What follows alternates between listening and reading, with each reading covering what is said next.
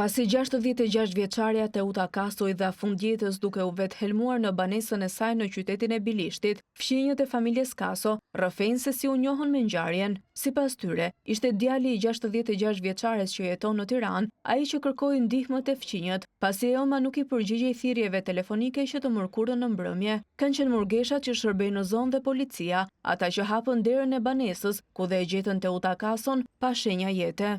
Një djale kanë Tiranë, ai i mirë të telefon, atë ditë e mori, së përgjigjej. Pastaj ai më rëvi murgeshat të Italisë, erdhe, zbërthyen derën e vjetën të vdekur.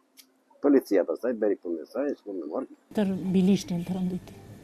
Si për veten e saj, si për atë fëmijën që la të djalë e la gjunat, se s'ka jo as vëlla, as motër, as nena, as babas.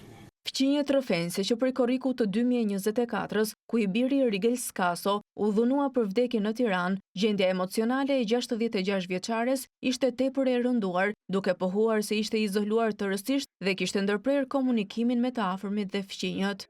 Vdekja të shoqit, vdekja e të birit ty, arrivi në një fazë që i dha fund jetës në një formë tragjike, mund të them. I ndodhi fatkeqësia e djalit? Nuk deshte njeri që ta lafoste, ta ashut, se e kishte gjithë një mendjen atje. Që më ndodhi mua, që më ndodhi, i thosha gjithë një që shikot se ke djalën tjetër, për mblidhu, ajo e kishte shten ati, zot. Vetë fare, nuk desh njeri ajo, as t'i fliste, as të nqaste njeri, se nuk e përballon të dot. 42 vjeçari Rigel Skaso u dhunua me sende të forta në Tiranë nga 34 vjeçari Bajram Gjeleshi, pasi ky i fundit dyshonte se Kaso komunikonte në Instagram me bashkëtuesen e tij.